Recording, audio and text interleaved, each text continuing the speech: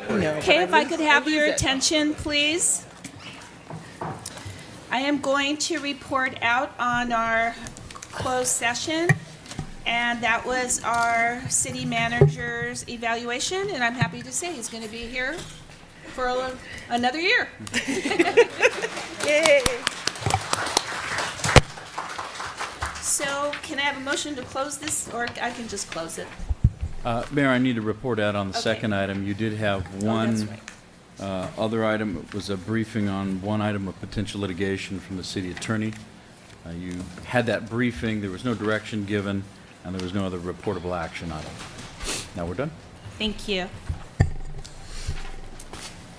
Okay, I'm going to call the meeting. Get the right paper here. This is not it either. The regular meeting of the Temple City City Council, October 17th, to order. May we have the roll call, please? Yes, Mayor. Councilmember Chavez. Here. Councilmember Fish. Here. Councilmember Yu. Here. Mayor Pro Tem Mann. Here. Mayor Sternquist. Here. Thank you, Peggy. We move to item 3, our invocation. We have Reverend Dr. Eli El-Bayadi, chaplain for the Los Angeles County Temple Sheriff Station, the founder and president of Middle Eastern Outreach International Ministries, helping Egyptian refugees with the invocation. So welcome. If you would please come up.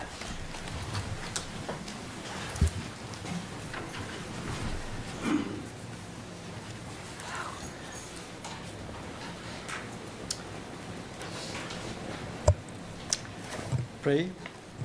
I'm very happy to be here. This is the first time for me to be, as this is a great honor for me, Ms. Mayor. I really appreciate accepting me to be here. Thank you.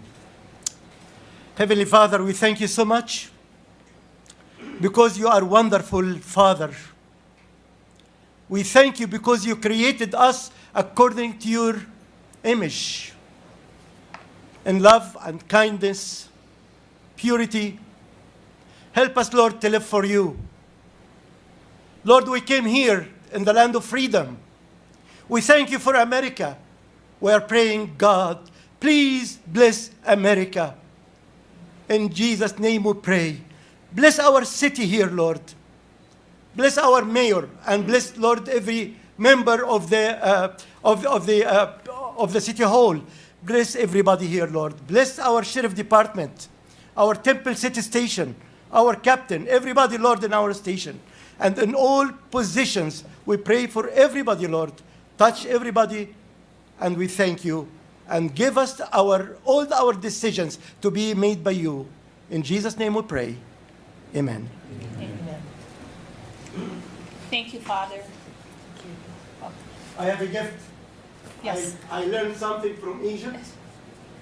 When I go for a place for the first time, I have to enter with a gift. For that Thank you very much. And Father brought these for anyone who would like to take one. So thank you so Yes. much. This is the daily bread to read the Bible. Thank you very much. Thank you. Thank you. Great honor to be here. Thank you. We move to item 4, our Pledge of Allegiance, and we are honored to have Boy Scout Troop 161, who will lead the Pledge of Allegiance. Scouts presenting the flags are Anthony Hahn, Walter Chow, Joseph Su, Duncan Vergara, and Neil Chang.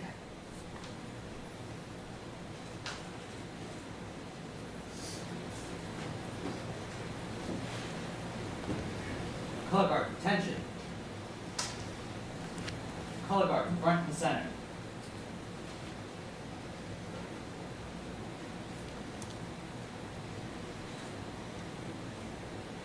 Color guard, forward march.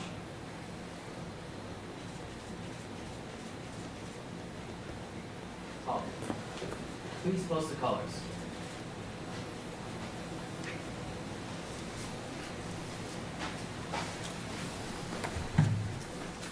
All All those in uniform, please salute. All those not in uniform, please place your right hand over your heart.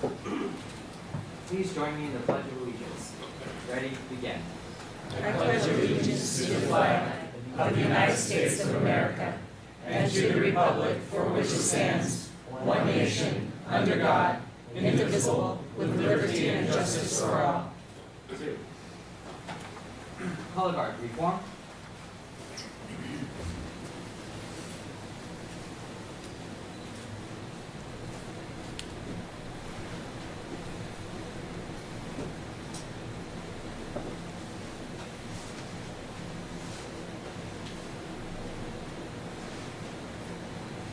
Color guard, retreat.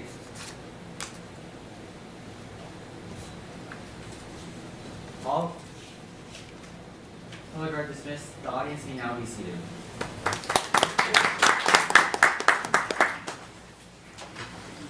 Thank you, gentlemen.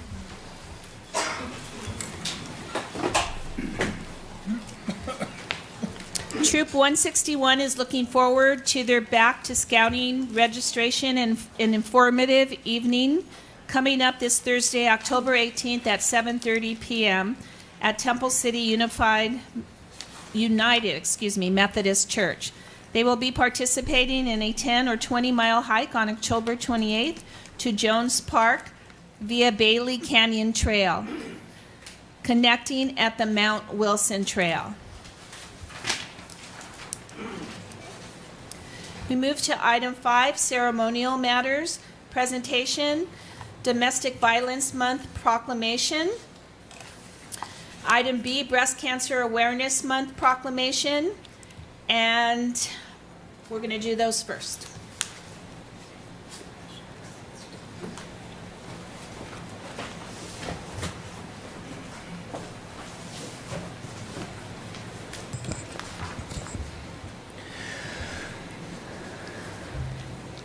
Okay, this is the City of Temple City proclamation.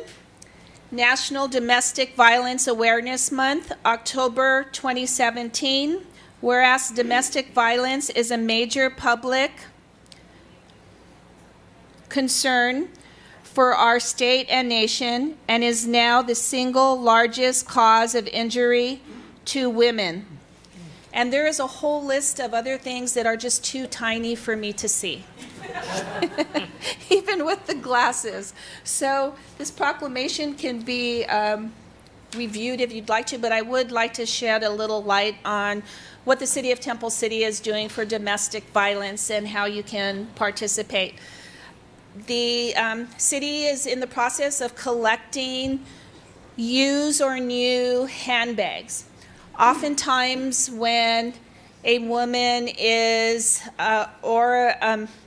more times a woman will leave and leave everything that they have, all their belongings, even sometimes their handbag. And if you're like me and most women, you know that your life is carried in those handbags, your phones, all your basic necessities, and especially if you have children, those bags are filled with items that they will need. Oftentimes, domestic violence, whether it's a male or a female, will get up and just leave to be safe. So we are collecting used and new handbags, and you can bring them to City Hall.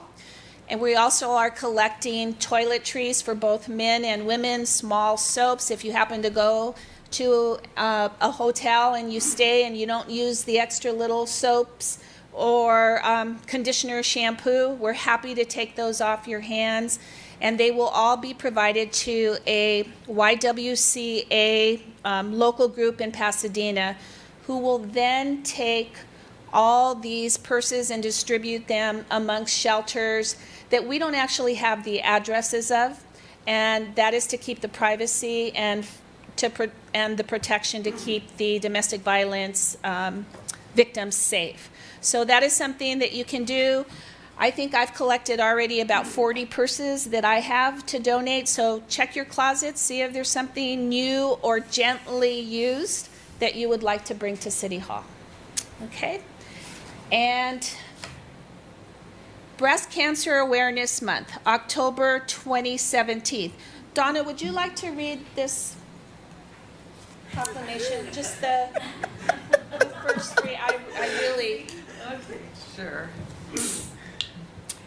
Whereas, for women in the United States, breast cancer death rates are higher than those of other cancers besides lung cancer. Whereas breast cancer is the most commonly diagnosed cancer among American women besides skin cancer. Whereas about 1 in 8 United States women, about 12%, will develop invasive breast cancer over the course of her lifetime. thank you so much.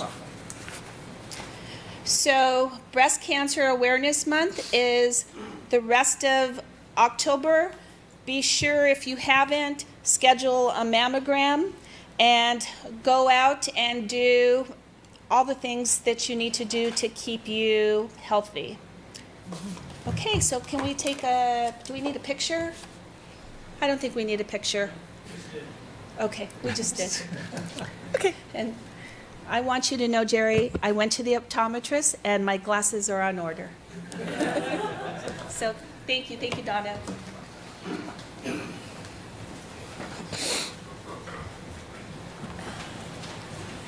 Okay. Those up there. And we have Donna Georgino, who's coming back up to give us a senior master plan update. Mayor, City Council, City staff, audience, thank you for the opportunity to come back and give you another update on the development of Temple City's Senior Master Plan. The members of the advisory committee have been working very hard these last few months and have completed quite a bit of work, and we're progressing towards the completion of Temple City's Senior Master Plan. As you know, each month the Senior Master Plan Advisory Committee meets on the first Thursday of the month for a meeting and an educational panel presentation. And I wanted to mention that staff has done an excellent job, Kathy, Steve, Roman, of putting together these educational panels with experts in a variety of fields related to senior citizens. And I also wanted to commend Jerry Jambazian, who's attended most of our meetings and has videotaped them and put them on his website, which has allowed other people to benefit from these expert panel presentations. Our August meeting focused on health and wellness, and we had a representative from Arcadia Methodist Hospital, someone from the Center for Healthcare Rights, which is a nonprofit that helps seniors navigate Medicare and health insurance. We had someone from the San Gabriel Valley YWCA, which is the organization that provides the congregate meal program at Live Oak Park. And we had someone from Shorkin Care Management. They are a private company that does geriatric care management. Our September meeting, we concentrated on community issues, and our panel presentation featured someone from the Los Angeles Commission on Older Adults, the Los Angeles County Area Agency on Aging, which is the organization that provides the funding for our congregate meal program here in Temple City. We also had someone from About Senior Solutions, who is a gerontologist. And then we had Scott Reimers from Temple City's Community Development Department, and he did an excellent job of explaining housing and mobility issues here in Temple City. Our October meeting focused on transportation issues, and we had our panel representatives from the MTA, Foothill Transit, and Southland Transit, which is the company that does Dial-A-Ride here in Temple City. Our community input subcommittee has been hard at work the last few months. The committee spent the summer distributing a 3-question survey, and then they tabulated the results and put together a report, and that report was distributed to all the members of the Senior Master Plan Advisory Committee. They had 145 surveys. Some were completed online, some were completed at concerts in the park, City Hall, Live Oak Park, anywhere throughout the city.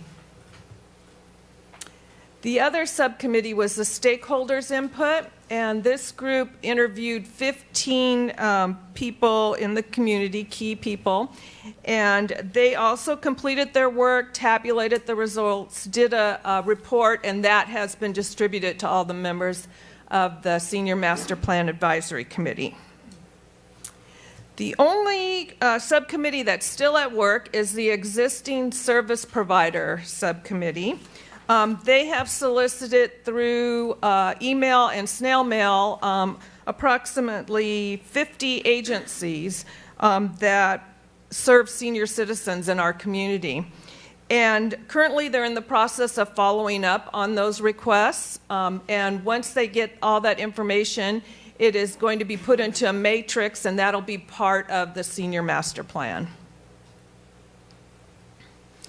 Our upcoming activities, the big one, is our Senior Master Plan Creation Workshop, which will be held on Saturday, November 4th from 8 to 2 at the Women's Club of Temple City. This is where the advisory committee members will take all the information compiled by the subcommittees, the knowledge that has been imparted through these panel presentations, and other information that they've received in the last 5 months, and we'll take it and we'll start developing the plan. The process we will use we'll divide up into small groups to develop specific priorities with timelines and measurements. Then the small groups will each report out to the entire group. And once all the groups have presented, then we get to do the fun dots, where we vote on which ones we think are the highest priority. Afterwards, we'll all get together again as an entire group, and we'll go over the results and make adjustments as we feel needed. It'll then be up to our consultant, Dick Guthrie, to put all the information into a draft written plan. The Senior Master Plan Advisory Committee will meet again on Thursday, January 4th at Live Oak Park to review the plan, make changes if necessary, and if appropriate, we'll give it our stamp of approval. So as you can see, we are heading towards the final stretch. I'm very optimistic that not only are we going to produce a plan that will help guide the community towards providing improved programs and services for senior citizens, but also we will have developed 14 people, the advisory committee members, who will now be expert advocates for senior citizens in our community. If there are any questions, I'll be happy to answer them. Okay, thank you, Donna. Are there any questions? No, just Tom? What's the timeline on when that's going to be presented to council? I'm going to have to refer to staff for that. Yes, well, assuming on Thursday, January 4th, the draft is approved by the committee, we'll then prepare to take it to commission, our Parks and Recreation Commission, for their approval, and then recommendation to the city council for approval. So I would say, if everything goes well, we'd probably have it to the city council in February or March. okay. Thank you. Okay, any other questions? No. Thank you, Donna. Thank you. Just thank you, Donna. Thank you so much. Okay, we move to item 6, public comments, and we have 2 this evening. We have Peter Choi. Where are you? Good evening, Mayor Sternquist, City Council, City staff, Temple Cityans. I'm Peter Choi, President of the Temple City Chamber of Commerce. Tomorrow evening is our 93rd Annual Awards Dinner, and I just wanted to take a moment, with your indulgence, to publicly acknowledge the honorees this year. We'll be celebrating them tomorrow at the new restaurant, Zhang Yuan Gourmet on Las Tunas. We're really looking forward to it. It's going to be a really fun night, but we did want to acknowledge them publicly tonight. Our outstanding restaurant this year, and before I give these names, I want to just note that it really talks to the diversity of our membership and the diversity of the business community here in Temple City. The outstanding restaurant this year is a classic and something I think many of us know well, The Hat. where I go for sandwiches myself, and I know many people do. So busy, they never have time to do a mix or anything because they're just too busy at lunchtime, which is a great thing to hear. But we're excited. Dave Smith will be there to accept, and we're delighted to recognize the hat this year. Outstanding small business is San Marino Security. Whether you're a small business or a home or a big development, security is a key issue. They provide it. Outstanding professional, Aaron Vong of State Farm Insurance, right here on Las Tunas, directly across from Camellia Square. He's great, he actually does our insurance, which is not why he's getting this award, but he does it. So I can speak from personal experience that for an organization like ours that has many different activities, and we're always looking to make sure that we are covered and safe, and he's always there and really talks in language I can understand. So we really appreciate it. I'm delighted. I personally am delighted that he's being recognized. Outstanding business, beautiful, goes to the business that has done something to visually improve the city. Last year, it was an obvious choice. It was Camellia Square, the shopping center, with our now iconic teapot, and very busy at night. But it doesn't always have to be big. It can be a small business. And this year, the honoree for Business Beautiful is 986 Pharmacy on Las Tunas. The owner, Min Chow, and his wife will be there to accept. Did a great job on that space. Took a small retail space, made it clean and lovely. Beautiful. The last two awards are not business specific. The Chamber recognizes a certain leadership role in the community. We love engaging. Certainly as publisher of Temple City Life, we engage with almost everyone in the city. So our outstanding community leader goes to that resident who really exemplifies the spirit of volunteerism that is so prevalent in our city. And it is someone everyone knows, and certainly everyone agrees is deserving. Our outstanding community leader this year is the executive director of the Camellia Festival, Dawn Charon, who will be there tomorrow with Jose and her son. And finally, we have a special acknowledgement this year. It's an outstanding contribution to the city. It's a special one-off category, and it goes to Temple City High School. For their new buildings, which are completed and are going to be so fantastic for the children and for this community as a whole. We're delighted to recognize them. Our principal will be there tomorrow night. I must note that the Chamber of Commerce was very proud to have worked with the TCUSD on Measure S. As some may or may not know, the Measure S campaign could not meet on city school property and the school board, so they used the chamber boardroom as their headquarters, and we met there often, and we were delighted to work with our then superintendent, Chelsea Kang, on Measure S and move it forward. And so we are delighted now to see the fruits of that hard work on their part and to recognize Temple City High School for their contribution to the city. It's going to be a great evening. Our special guest speaker is William Hung from American Idol. It brings a chuckle, but having heard him at Toastmasters Club, the reason he's there because he's great. He's a model of perseverance in the face of, a lot of negativity. And he's a standing example of the quote by Nietzsche that whatever doesn't kill you makes you stronger. And he is here, and I think it's a lesson that many of us can take to heart. Finally, very quickly, I just must note on a ending note here that I was at the Class A car show in City Park. It was fantastic. The cars were beautiful. But what I must note is that those trophies were fantastic. Yes. And speaking with a few of the winners afterwards, they were delighted, A, to be recognized for their passion and their hobby, but really even they said these trophies were something more than your usual, bowling trophies, and they were fantastic. So whoever on the city staff, was in charge of that, my commendations to you, whether it's Kathy Debbie on down, but it was really great, and I must note that it was really fantastic and lovely to see everybody there. Thank you very much, Mayor. Thank you. Thank you. We'll see you tomorrow, Peter. Okay. Lucy Liu is going to speak on the blood drive. Good evening, Mayor. October City sounds Council. like the perfect time for some blood. I know. Well, first of all, we're going to talk about the last, but not least, Neighborhood Watch meeting coming up this Thursday. It's at Clemenson School from 5:30 to 7:30, 5213 Daleview Avenue. I had to check that up. But again, it's the last meeting of the year. Again, this year's topics, we talk about AB 109, Props 47, 57, burglaries never go away. So if you haven't seen or haven't been to one of our meetings, please come out. That's the last chance to get some free soft tacos from the city until January again. So yes, that's the first issue on my Neighborhood Watch shirt. So I'm going to zip that up now and talk about on Halloween, the city is hosting, actually, Healthcare Partners is sponsoring a health fair at Life Oak Park. It's from 9 a.m. to 1 p.m. It's Tuesday, but it's Halloween, so hopefully people will be out and about and wanting to take care of their health. At the same time, actually at the same location, but from 8 a.m. to 2 p.m., Red Cross will be out there doing a blood drive. Blood drive, guys, please put these out back. Okay, blood. We all know we've been through a lot of disasters. We definitely need a lot of blood. Doesn't matter what blood type you are, we just need blood. So please come out and support the Red Cross and donate blood. And don't forget, Thursday night, go to the Neighborhood Watch meeting and enjoy some fresh, soft tacos. Thank you. Glad you didn't say some fresh blood.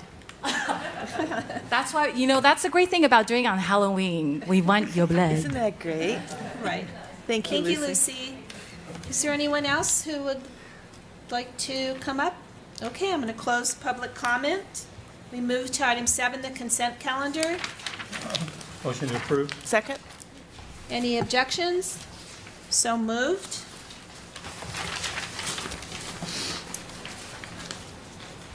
We move to item 8, a public hearing on application for fortune teller permit submitted by CNC Crystal Advisors.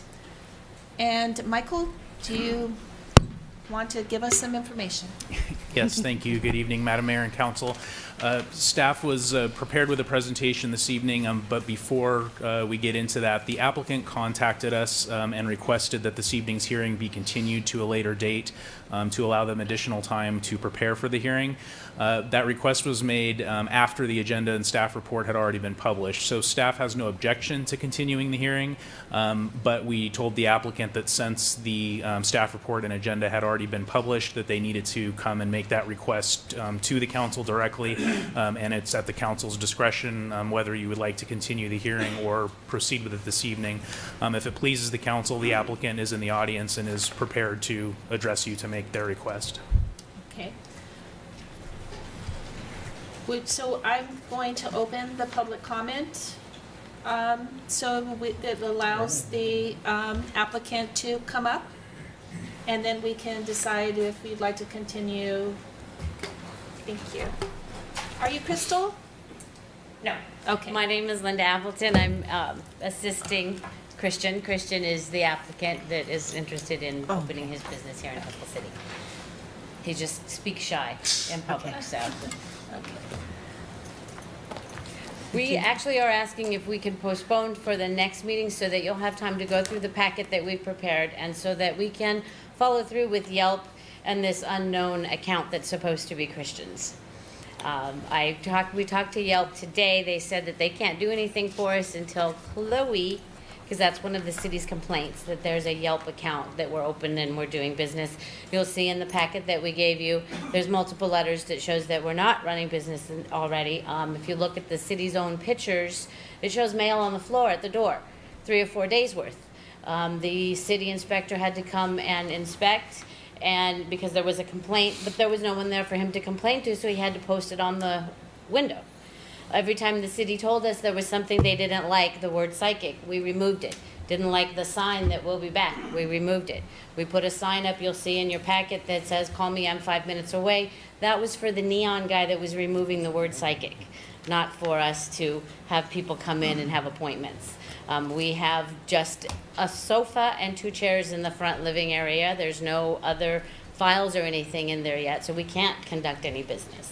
But apparently there was somebody who said that they came in and that they did a spell, a love spell, which that's not what Christian does. He does tarot card readings and palm readings. He does entertainment, crystal advising.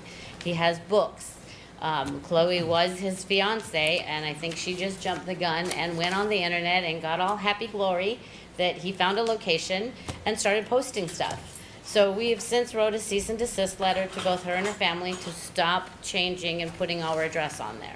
And that's one of the things that we feel we need to follow through. We did know about the one complaint, but we did not hear any of the other stuff until I saw the agenda online and I got the actual complaints. to go ahead and try to start going through. One of the other complaints was that Chloe is not getting fingerprinted. You'll see in that packet, there's a copy of her birth certificate. She is only 16. She has no ID, she has no driver's license, she does not go to school, so I have no way to fingerprint her. I am a certified licensed fingerprint technician. I brought my guidelines on fingerprinting. You'll see I copied 2 pages in there for Christian that say what the guidelines are to fingerprint a minor, of which she only has an ID. So the only ID she has is her birth certificate. She has no passport, she has no way to be fingerprinted. If the Temple City Sheriff's Department would like to fingerprint her, we'll bring her in. I do not want to fingerprint her and lose my license because she doesn't have proper ID. So we're not hiding her. Okay. Okay. We're not avoiding fingerprinting and background checking for her. That's not the case. The case is she's too young and she has no business being in the business. And she's not on the application anywhere. So I don't understand why she is an issue. Okay, thank you. Okay. Thank you. Thank you. Let's see. Are you Patricia? No, I'm No, she's Linda. Linda. Oh, you're Linda. Okay, you filled one out, Linda. Yeah, I wasn't Yes, sure if yours I is had to here. fill that out or Okay, not. Thank you. Yes, ma'am. Patricia Delgado? Patricia? Did you want to come up and?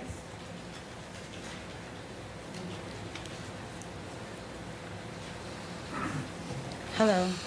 I'm here today because I'm the one who made the complaint about her when on August 31st I went in and she read my palm and she told me that that it was going to be $100 for the palm reading. It was Chloe. When I walked in there, it was Chloe. I have text messages on my phone stating that she was going to meet me there. She also told me that in Spanish it's called mala suerte, which is in Spanish it's like kind of like bad luck, and that she could help me cleanse me. So she told me that it was going to be $750. I told her I only had $720 on me, so she took the $520 and told me I still owed her $700. For a reading? For a reading. So when I had told her, she kept calling me and telling me that she needed the rest of the money. And I told her I couldn't get it. I told her it's better maybe if I just got my money back because I couldn't give her the full money incomplete so she could do the cleansing of me. And she stated that she paid for the rest of the money and that she was going to continue with the cleansing, that there's no refunds. And I just found out that the store was not even permitted to even be open or even be taking any kind of customers. So that's why I'm here today, because I was wondering, how can she be 16 and she took $520 from me? And I have text messages that she wrote back and forth with me saying, you still owe me such and such money, so I need you to come in and see me ASAP. And what And was that's the Chloe, date that? August 31st. August 31st. It was at 1:30. Thank you. Thank you. Thank you. And Steve Stafford.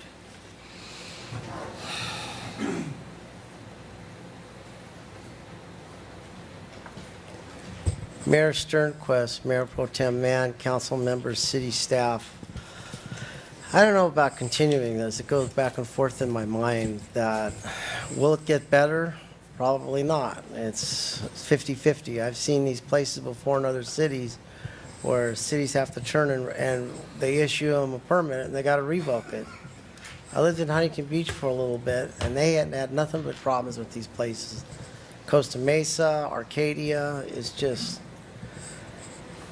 I don't know. I don't think it should be continued. I think we should just end it right now. And if she wants to reapply, then it starts from the beginning. Thank you. Okay, thank you. Councilmember Yu, what's your pleasure?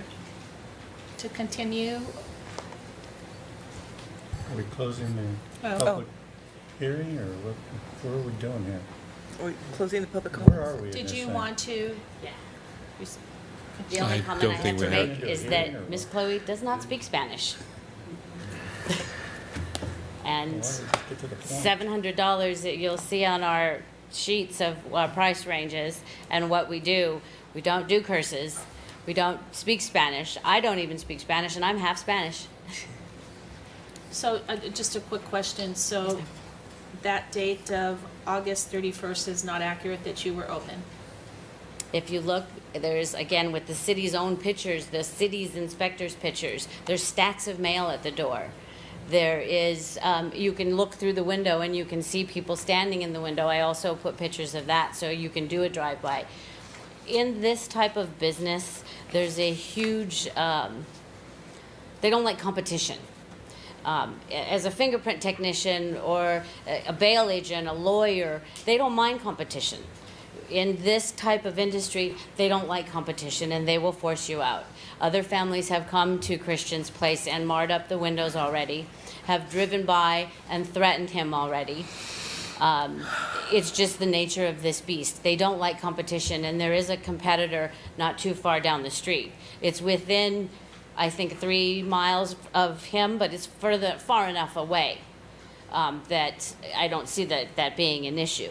One of the things that the city council was saying was that we had the word psychic. We took that off.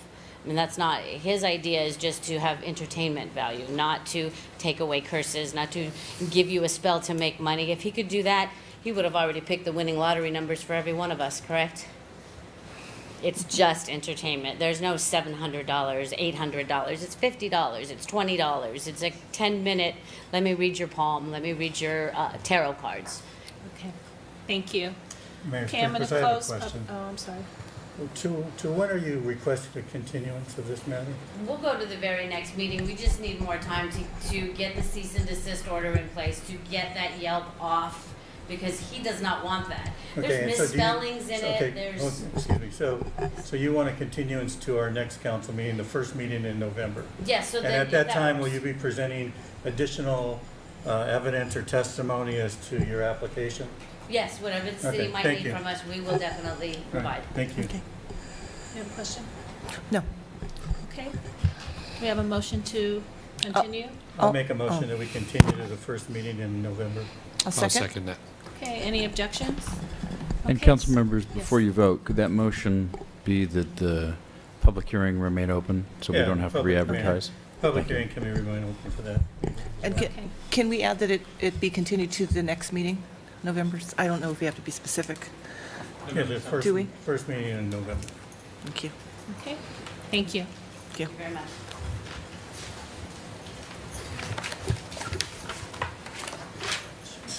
Okay, item 9, unfinished business, none.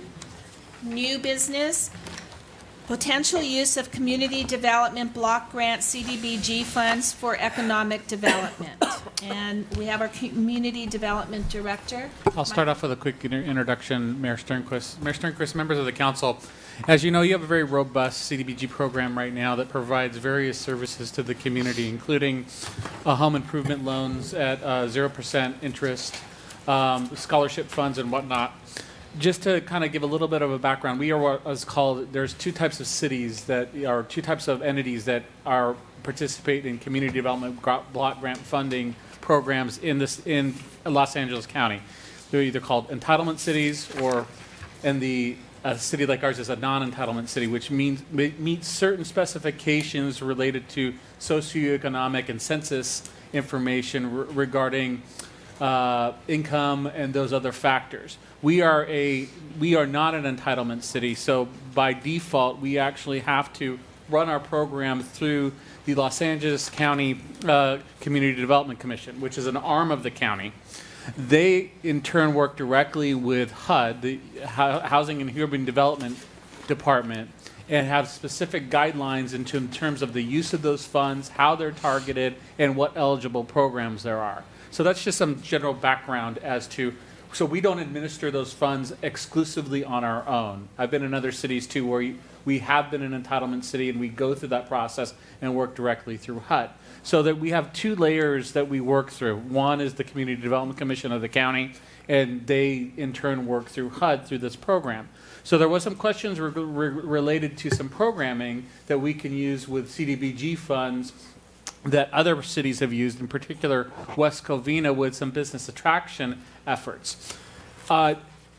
Very briefly as well, what some other cities have done across the region, I do have some experience with this in my other city as well, is what businesses will use is kind of build a capital stack or a capital stack of financing in order to either make it more attractive for them to come into a community or pull together financing that makes their package very attractive to come to a specific location. For many years, cities, including cities I worked in the past, use that for car dealerships. A lot of times they would do that in order to provide an incentive package to a car dealership to come into a city. Subsequently, there's been a lot of laws passed because there would be kind of border fights between cities about car dealership is right on the border. Okay, I'm going to offer you a package, and you're going to come over here. So that kind of war between cities kind of ended. There are still remnants of some of those incentive programs, which Michael will go over very briefly, that the city of Covina has, and some of those restrictions too.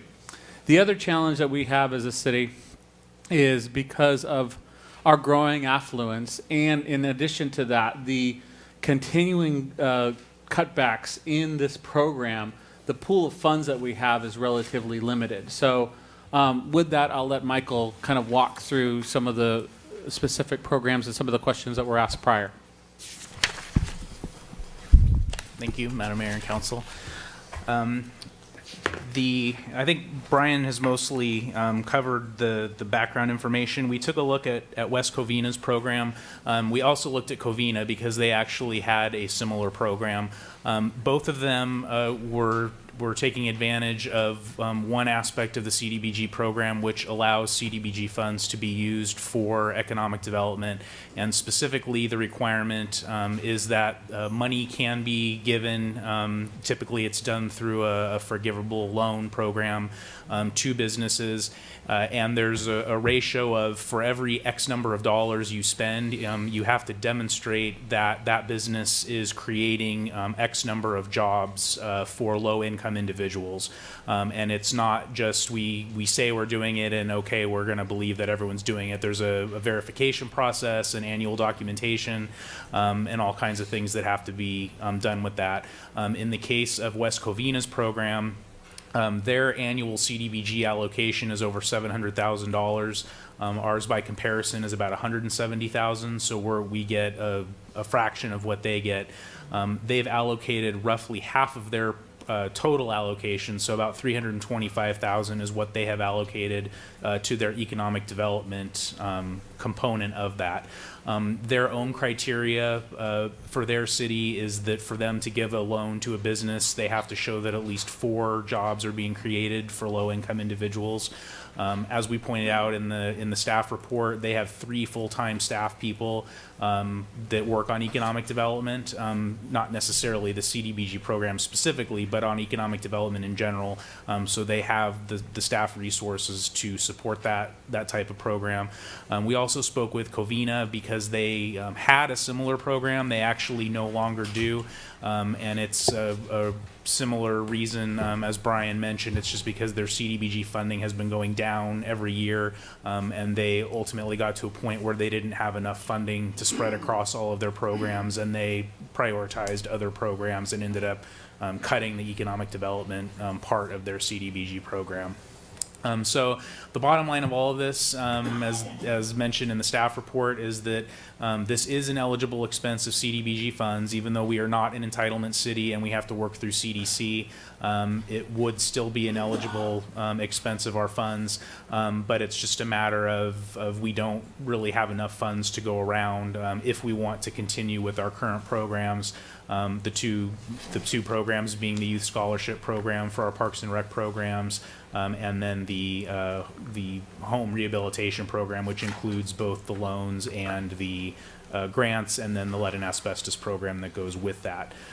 So we're pretty much tapped out on our funding with those programs, and even if we were to try and reallocate some funds, there probably, in all likelihood, there wouldn't be enough to go around to run these programs simultaneously. So I'm happy to answer any questions from the council. Anyone? Tom? Michael, we use the annual allocations up every year, correct?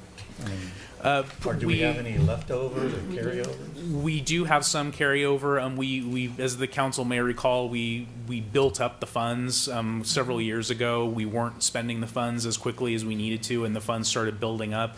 In the last few years, we've been spending them at a much faster rate. So we do still have a little bit of carryover that we're still working down.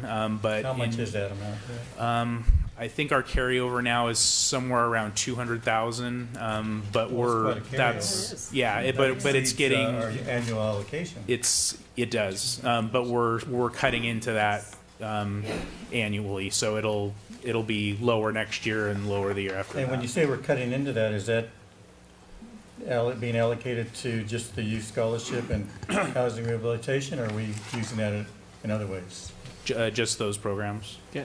With the way you have to split that funding is that the service component, which is the youth scholarship component, can only be a certain percentage of the allocation that you Right. receive. What is that allocation? It's 15% of the total allocation, correct? I believe so. Yes. 85% of it is going to the housing rehabilitation program? Yes. Yes, the housing rehab program is actually 3 programs in one. There's the loan program, where you can get a forgivable loan up to $35,000. There's the grant program, which the limit escapes me. I believe it's $10,000. You can get a grant up to $10,000. And then there's the lead and asbestos abatement program. So all 3 of those programs are rolled into one. And it seems to be staff's recommendation or staff's opinion that if we were to look at using some of these funds for other things, as West Covina has, that would jeopardize those programs. But, I mean, I initially, when I read the report, seemed to agree with that assessment. But now that I hear that not only are we getting $170,000, but we have $200,000 to back that up, it would seem that there would be, if we could maybe come up with some creative ways of using that money that wouldn't, at least initially, impact those programs. Since we have, it appears to me, correct me if I'm wrong, that we have more in the bank than we get every year.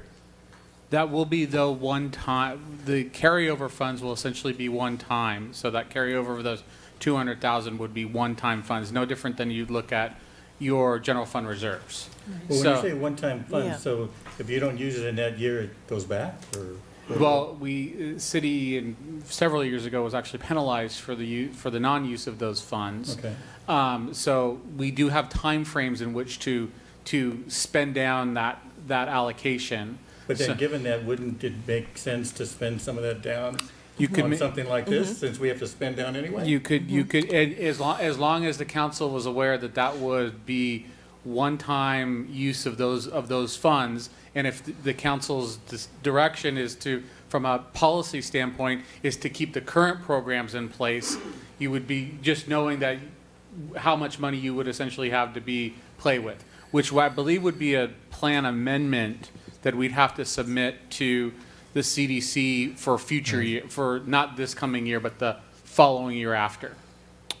I have a question, if I may, following the Councilmember Chavez line of thinking. I thought we always have a waiting list for the housing rehabilitation program. Do we still have that? We've had the challenge, and I think it was about a year and a half ago that you made a adjustment to the program that essentially went to 0% Right. financing. That I wouldn't say we have a huge waiting list for that. Michael, how many do we have in the hopper right now related to applicants? How many Sandra dealing with? There's probably, I think we have maybe 3 or 4 in process right now, and maybe another half a dozen that are going through the process. One of the problems we've had, and by going through the process, I mean that our consultant is working with them to go through their income and see if they qualify. One of the problems we've had lately is that a number of people have applied and have then, after going through the entire process with them and all the paperwork and documentation, it turns out they don't qualify because they either are not reporting income to us, or they don't understand the difference between pre-tax and post-tax income. And then we find out they're not qualifying. So we've actually had that happen several times recently, and then money that we were expecting to spend ends up not getting Can spent. you estimate, what are the amounts of the grants that we generally get when we get a request? Is there a certain amount, or is there a range?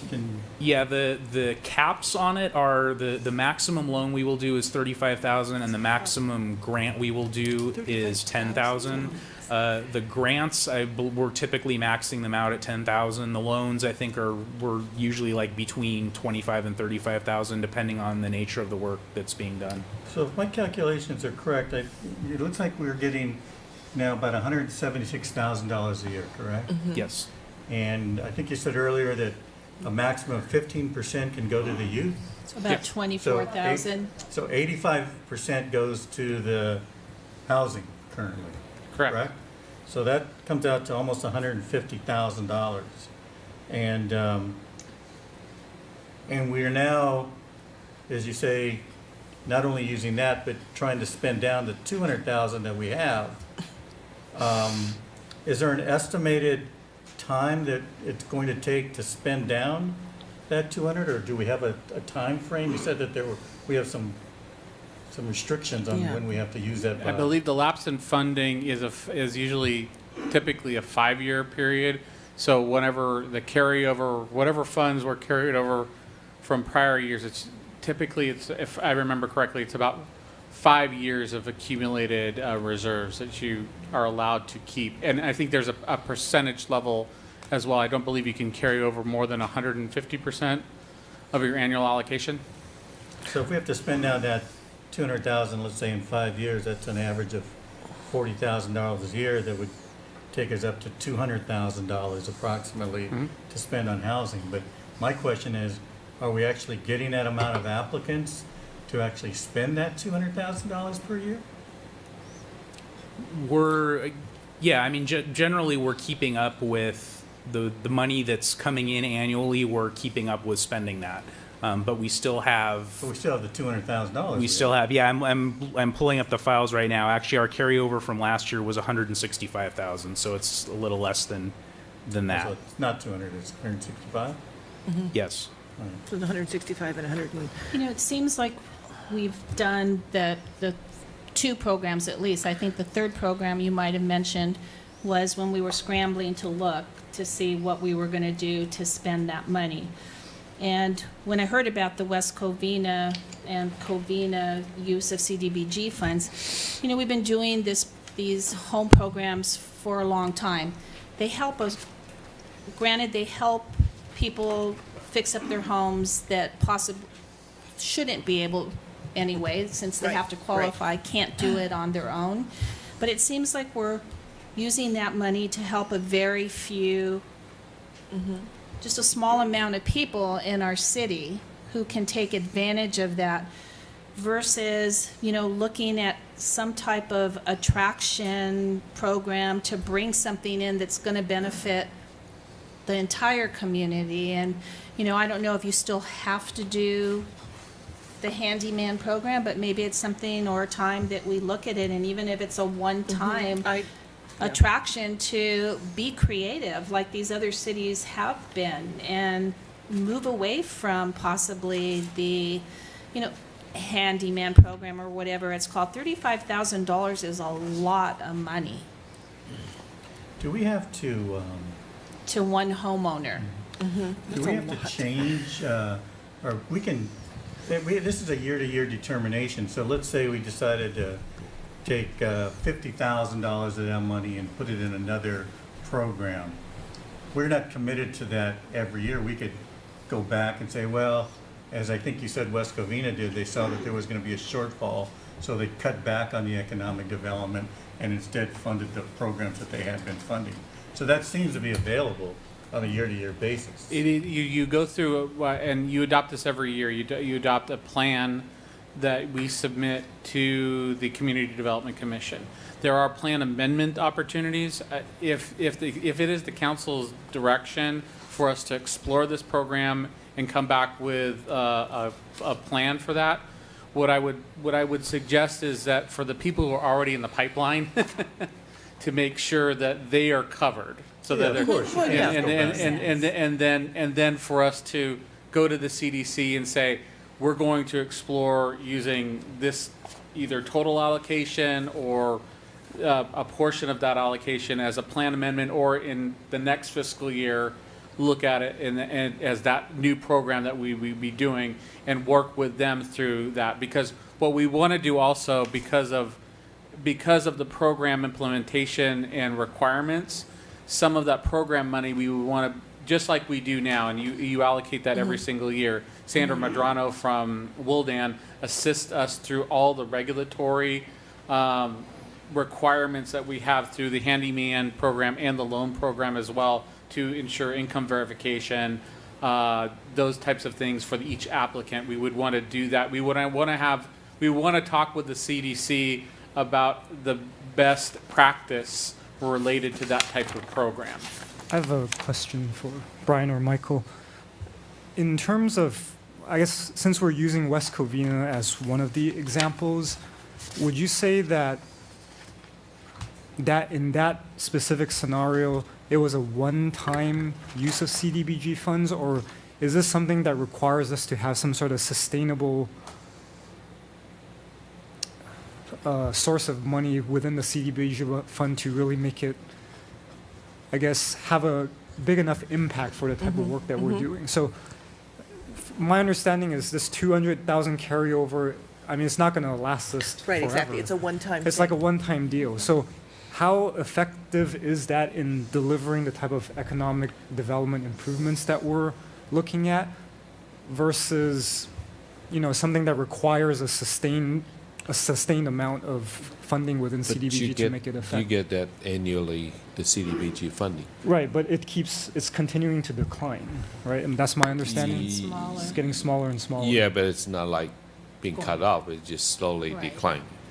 We would have to come back with you, and I would suggest that we have a sit down with this, because we just asked the CDC just basically, what are the general program requirements. We would want to sit down with the Community Development Commission with the county and kind of walk through that program and see kind of from a best practice standpoint what would be the best approach in terms of how you would administer and structure a program that way. And then I think you already alluded to before that I think the council needs to also think of that we have the housing rehabilitation loan program, handy worker grant program, asbestos testing and removal program. Are we at a point where we said, those are great and we don't no longer, because the funding is very limited?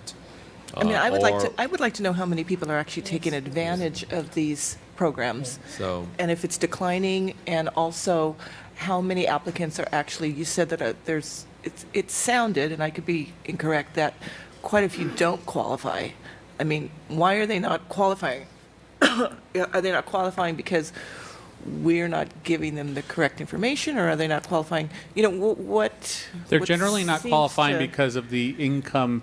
You have to go through an income verification process with them. So they're generally not qualifying because they're not reporting all of their assets or Okay. other things as Okay. well Or- through that process. or perhaps following your line of thought, perhaps we should get a report on how well we've been Well, doing with the and like I said, CDBG program in the I'd like to know last if, 5-10 years. Are people utilizing this program? Yeah, That's the yeah, thing. I yeah. mean, Get a Well, sense, it- yeah.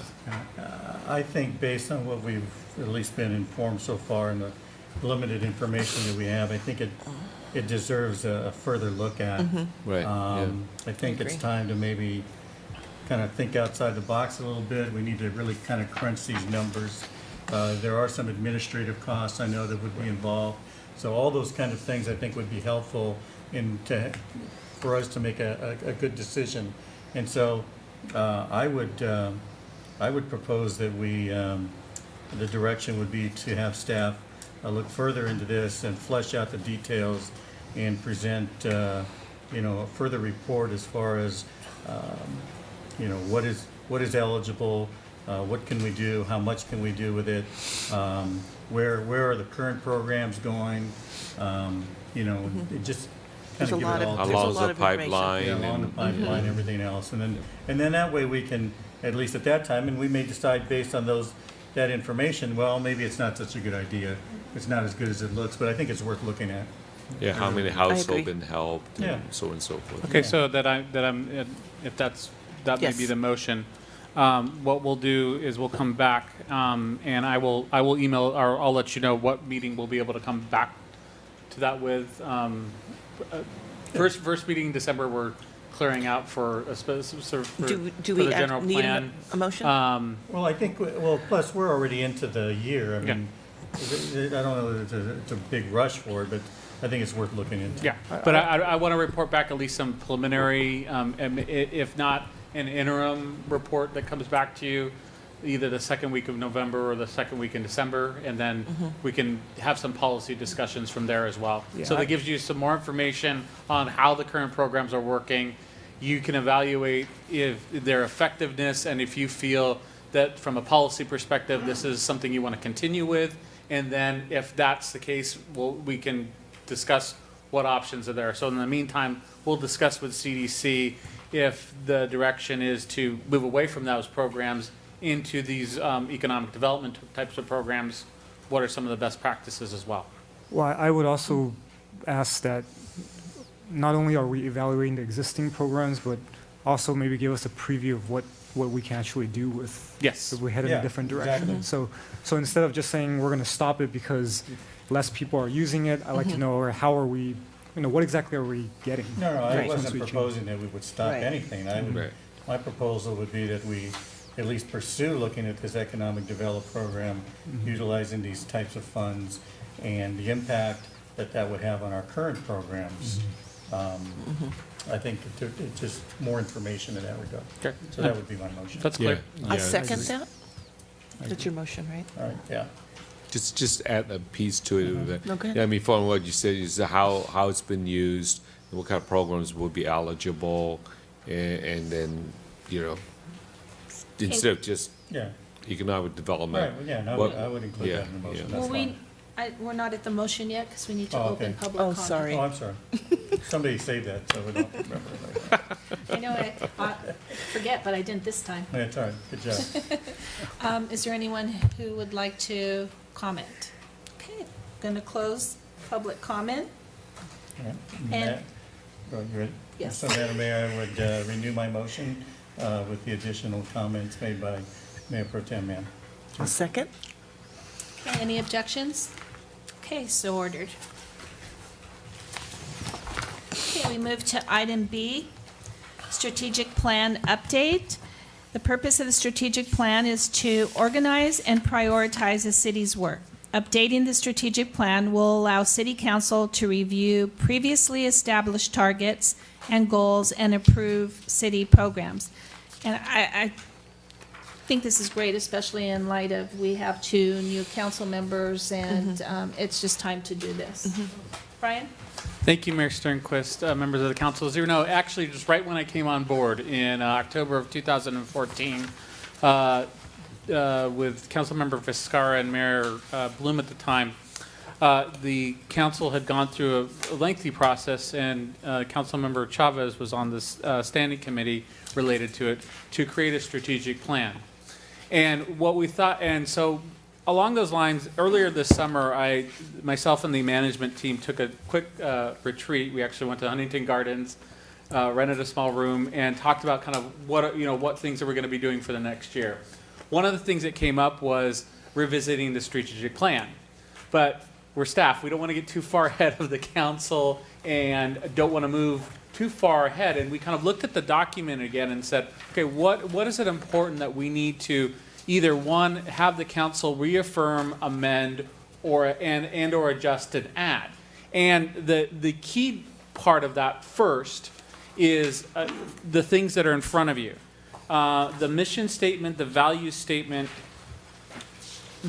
and in particular, the strategic goals. Now, the strategic goals, if you look at all of your staff items that you receive, we always talk about how that item ties back to one of the strategic goals that the city has, so that there's a connection between what you are valuing as a goal or something that you're targeting towards and what we're doing on a day-to-day basis. That then really drives what would be an update and a new, what we'd like to kind of present as in the future as a work plan, a three-year work plan that would incorporate those items that are of most importance to you and walk through that process. So it's been essentially 3 years since we've adopted that. So tonight, really, the first step that we're taking in this process, and the next tasks after that will kind of drive the timeline. But what we'd like you to do, and I provided this to the council earlier, is really evaluate what the existing plans, values, goals, and general intent are, and if that still really holds true to you. And then looking at this, and then evaluating those and identifying those values that make sense, and then amending any of the plan strategic goals Or are there new priorities that are not reflected in, and this is an ongoing discussion. We don't have to have this discussion complete today, but are those strategic goals on the mark, or are they missing something that's kind of not being reflected? Usually in a strategic plan process, as was with your prior strategic plan process, and this is, again, an amendment and update, not a complete overhaul of the strategic plan, but just a general sense, do these these hold true? And if these hold true, coming back to you, and you can see in task 2 and 3, developing an amended work plan, incorporating all of council's direction based on what these strategic goals are and what new challenges we face. For example, when this strategic plan was developed, we did not have a funding agreement with Los Angeles County to renovate the existing library. Things have changed, for example, on the stormwater front from a regulatory standpoint. We have taken some very aggressive steps in the last several years related to pavement management. Some of those things have changed as well. So that will help, and that will help guide us. And what the idea is, as well as from the next, as we step through this, then we develop a work plan that we can actually report back to you. To be quite honest, where we were lacking with this last strategic plan was a reporting mechanism back to you. And a reporting mechanism that would be either through the mid-year budget process or otherwise, that would report back to you, and you could kind of see, here are the tangible tasks going forward, here's the progress we're making, here's the specific tasks we've been able to complete, here's the, a percentage of completion. So that's kind of where we're at in terms of trying to find that alignment as well, from both for where your strategic goals and policy initiatives are and what we'll be able to do kind of on a moving forward basis. The other thing too is that with kind of reviewing and going through this process of reviewing the strategic goals, remembering that this did derive from a process that was several years ago, but there was community input related to this process. So many of these comments and these strategic goals did come from a community-based process that you kind of reaffirmed. So that being said, we can kind of tackle each one or have some discussions on each element. When we talk about mission statement and vision statement, there's no one size fits all about what a mission statement and a vision statement can be for an organization. There are many different approaches to that. This is the approach that the council took at the time related to that. The idea of a mission statement or a vision statement is this: these are not, strategic goals can change over time, depending on what's happening in the community. Your vision and your mission and your values are kind of what are enduring. They continue on with changes in the environment, changes both economically, politically, or whatever may happen. Those things change, but this is the core of who you are and what you're projecting to the world about who is Temple City and why do we do what we do. So with that, I kind of leave it open for the discussion related to, we can start with the mission statement and the value statement and just have your general sense of how you're feeling. You intend, the intent is to do the update tonight? And I No, thought that something like that probably more belonged to a study session and we go through it more systematically, like what we did last time. Maybe that'll be I think that was the direction we're looking for tonight as well. I'm not sure sitting here tonight, and we can actually adequately give this adequate And that was actually one of my the thought, at least. recommendations. I would either recommend a study session or even creating another ad hoc to take a look at this and then come back, but that's up to you. Ad hoc did cross my mind, yeah, actually, That's maybe. how we did before, you can look at it, but either way works for me. I'd actually prefer a study session so that we're all engaged in it, because when we have the reports back from the ad hoc, it usually takes some time and we're not all hearing it at the same time. In working in this document, this was never intended to be a constitution that would last 200 years. But at the same time, if you look at the, not the mission, vision, those things, but the actual strategic plan or the goals are the ones on page 3 of our handout. Right. Those are the ones that of course are set the tone for the work plan. And I'm not really quite sure where staff is coming from. If they want a strategic plan that fits or aligns with their work plan, or do you want a work plan that aligns with the strategic plan? I would think the second one would be the way to go, because that then follows our policy, rather than trying to adapt a strategic plan to staff's work plan. No, exactly right. That's, you set the policy, and we implement that through Right. the programs and initiatives that you give us authorization to do. I think what we want to do is fine tune that, Yeah. so that you go, once you go through the study session to kind of walk through these together, then we have a better sense of that direction, and where we can then come back to you and say, here's a work plan, and discuss that work plan with you that align with those and align with that policy direction. Well, and I agree with that. I mean, this has been, over 3 years now since we actually implemented it. It's probably been at least 5 since we started working on it. So it's something that I think that needs to be taken a look at, because things do change, goals change, and we know that, especially with new council members and economics and everything else that has an impact on all these things. So I think it's time to probably take a new look at it. And in addition to that, what a study session will allow us to do, one of the things we did during the management studies, kind of look at what we do already. And that's not what's in the strategic plan. The strategic plan is about more of your ambitions, your stretch goals, and your stretch projects of what you want, of different things from the community too. So that'll give us time to have that exercise and not get bogged down with that, but at least have a sense of that kind of going forward as well. Okay. Can we look at a date in November, a Saturday, possibly in the morning? Well, Are Saturday you mornings I teaching? teach, so, yeah. What time? November's a pretty bad month for me on Saturdays, because we got Friday- Sister City Friday interviews morning? coming up, and Yeah, knowing some of your schedules, I was thinking sometime before the Christmas holiday, but in December. Okay. Now I have a question. Fridays are fine. If it, They maybe work for both of you. late Yeah, morning. Friday would You're work. off on, you got 2 of you are off on Fridays. Not anymore. You're working on Fridays now? Yeah, my team is working Oh, Fridays. Bummer. But I'll try to make it. Well, I'm a little bit more flexible than my staff. Yeah. We'll have to try to work around So everybody's Brian, will you schedule. work? Yeah, we'll work on Katie, some dates. We'll work on.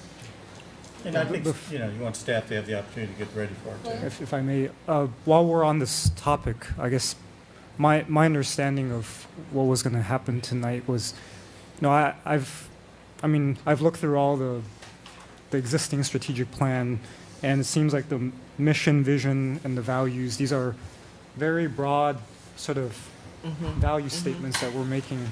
And as I believe Councilmember Chavez alluded to, these are sort of enduring values that have sort of been ingrained in what we consider to be part of Temple City. So I guess my question would be, in the study session, are we taking sort of the same steps that's being outlined in staff report? Because it seems like one of the key things that we're trying to get at is implementation and the work plan, how to fit the work Right. plan to this. So if we don't talk about and discuss or affirm the current set of values, I guess my concern is staff wouldn't be able to come back in that December session to offer us, I guess, more meat to the report. I mean, I'd hate for us to get to December and all we're talking about is these broad, overarching values without really getting into, I guess I would call it an action plan of some sort, or maybe what Councilmember Chavez and the rest of the council is alluding to is we do delay this broader discussion to December. I'm not. I guess I'm trying to get a better sense for what that approach would be. Because, like, for example, I sort of came tonight kind of prepared to discuss the mission, vision, and the values, and perhaps suggesting that any study session that we have in the future would, I mean, staff would have direction on where On where to go. on where to go and really bring back something more substantive for us to look at instead of. But I don't want to presume what Councilmember Fish is thinking. Well, you know, since- I was actually under the impression that we were really not going to discuss it. I was the opposite. Oh, okay. I would like to get a little bit more history on how this came about. I know that you said that you did reach out to the community. I'd like to maybe see some of that and see, like our city manager had said, a lot of things have changed in the last 3 to 5 years. And, you know, do we want to incorporate in that? But I don't know where this originated. Does that make sense? I mean, I agree with, obviously, a lot of this information, but I'd like to know how you got to this step, to this stage, I guess, before and of course, I agree with you as far as, you know, where are we going to go with this, and are we going to implement it, or are we just, you know, coming up with a new Yeah, I'm just trying to get an understanding, like in staff report, they list 3 different tasks. Right. And so I thought today was going to be task 1, and then that kind of gives staff a more better understanding of how to bring something of substance. But I have no issue with deferring task 1 to whenever that next study session is. I do have a question. As far as the study session, are we looking at just having one study session? No, I don't know how this works. And that's why we're getting the direction tonight. I think looking at going along the lines of what Mayor Pro Tem Mann is talking about, I think there's a combination of both task 1 and task 2 that will be part of that first study session based on your conversation right now. Okay. And I think we will probably have multiple study sessions. Okay. I would say Okay. at a minimum of probably 3. Okay. But So that we'll would- be able to. Yes. Okay. So that See, we can that's- kind of so that we can walk through what task 1 was as a study session, walk through task 2 as a study session, and Okay. walk through task 3 as a study session. Okay. I feel I comfortable. will say with that we did a similar exercise with Foothill Transit. Believe it or not, it took half a day to get to the mission and vision adjustment, or the new vision and mission, because they took a look at the programs, like Brian shared, that we're no longer doing, and now we're doing something else, which actually does change the mission and vision. And I've done this numerous times as an educator with the organizations, and it really, to do it right, you cannot do it in an evening at a city council meeting. Okay. Sure. All right. So what we'll do is I'll pull down 3 dates over the next couple of months.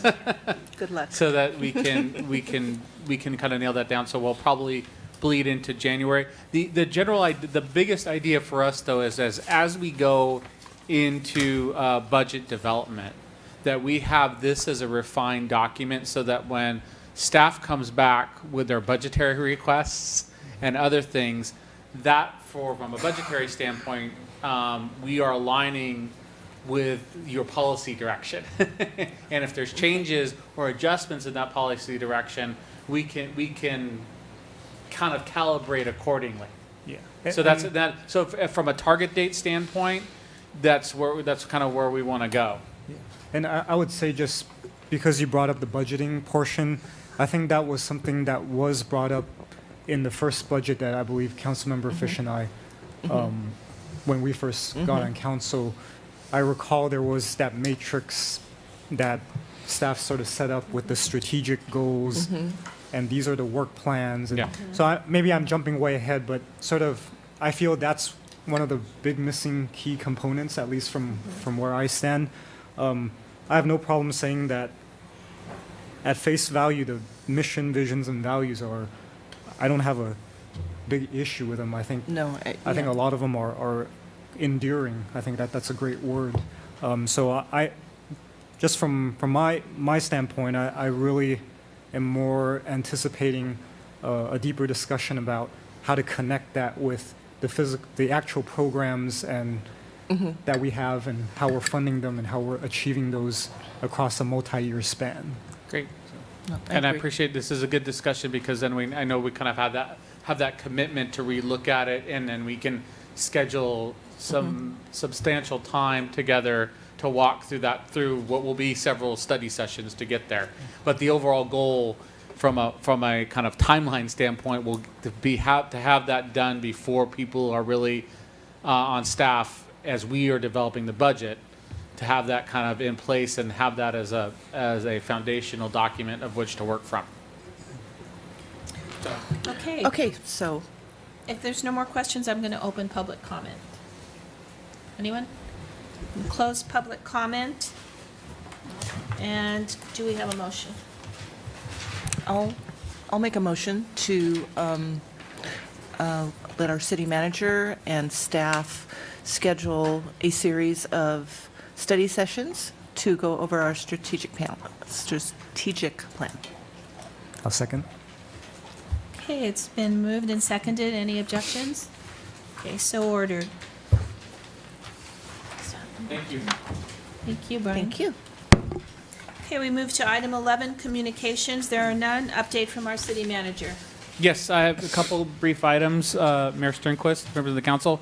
At the last meeting, I did report as to some actions by the city of El Monte related to zoning designations they were making regarding distribution and cultivation of medical marijuana, not retail sales.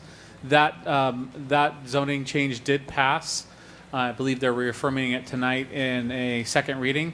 And as I told you at the last council meeting, what we'll be doing is what we have requested of the city of El Monte is to make sure that because their permitting process will be elevated to the city council. There are discretionary permits that have to be approved by the city council. So we've asked the planning staff to make sure we're on notice so that we can review and make sure from a CEQA standpoint and other standpoints that they're in compliance with the law, but also to the impacts that they have so that we can evaluate those as well. So Thank that's you. one item.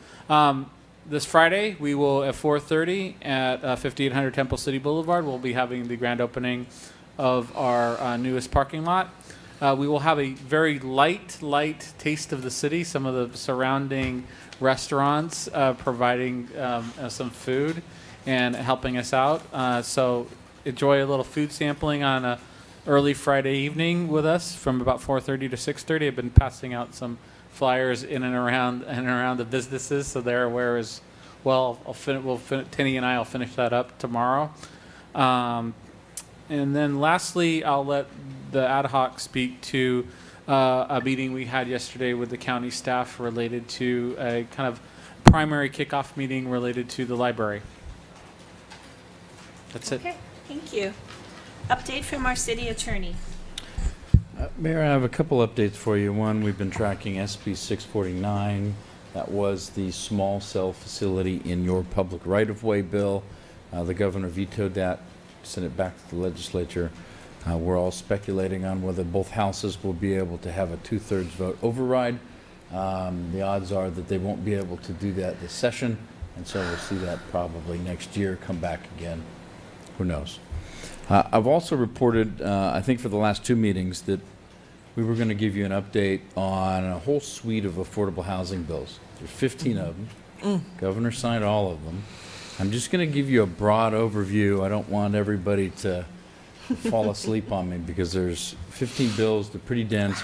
But I think they all touch on a central theme, and that's what I want to give you tonight. Basically, your legislature and your governor have decided that we need to boost affordable housing production, and that the way to boost affordable housing production is to minimize local regulation and discretionary review, while at the same time making many affordable housing projects pay prevailing wages and have other skilled and type labor involved, which I think is a wonderful irony, because prevailing wages generally increase the wage for private projects or increase the cost for private projects. Affordable housing projects are already difficult to build because of their cost and because of the amount of subsidies that have to be involved to bring the units in for the affordable price. But this is what they've done, and they will all impact the city of Temple City, even if you aren't currently building affordable housing, because we will have to review not only your zoning laws, but as you go through the general plan process, this will have an effect on the general plan. It will have effect on which projects you have to approve by right, projects that now you have to approve just with a ministerial review and not your discretion. Some of these projects that previously we might have required a conditional use permit for, we might not be able to. And we have to do additional reporting to the state. Every year, the city has to report information on its general plan and its housing and its performance under its RENA numbers. Now there's going to be additional information that you have to report. And of course, even though it sounds a lot like a state mandate, you're not going to get any additional money from the state to pay for any of this. Of course not. So just a couple of the bills I want to mention by name. A couple of them were adopted by urgency. SB 2 instituted a document transfer tax on deeds and things that are recorded to raise some money for affordable housing projects. SB 3 is a bill that will send a $4 billion general bond measure to the electorate to vote on to raise money for affordable housing programs. SB 35 is one of the ones that limits city approval to only ministerial review of affordable housing projects. If they're a qualifying project, they have to be a project that has a certain number of affordable housing units, but it also has to be in a jurisdiction that has failed to meet its RENA numbers or other objectives. And so we're all going to have to get out and see where we are in terms of RENA numbers. And I have been asked this question by every city council I've ever represented whenever we do a housing element every year. So what's the penalty if we don't comply? And we usually give a vague answer about, well, they might not award certain grant funds and you won't get certified and it can be challenged. And if your housing element goes down, then you really can't approve anything.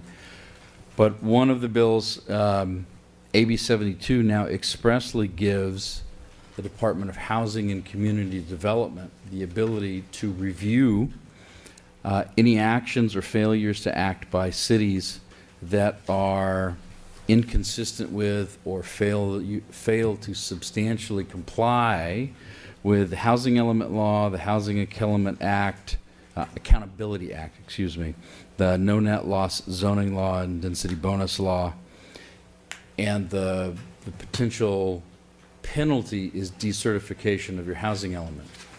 If your housing element is decertified, that means under the law you can't issue any land use permits for residential units. So that is a big penalty. Have no idea whether HCD is going to have the staff or the funding to do any kind of level of additional oversight and inspection of the 486 or 8 or 7 cities and counties, an additional 56 counties, but it's now in the law that they can do that, and there's some teeth.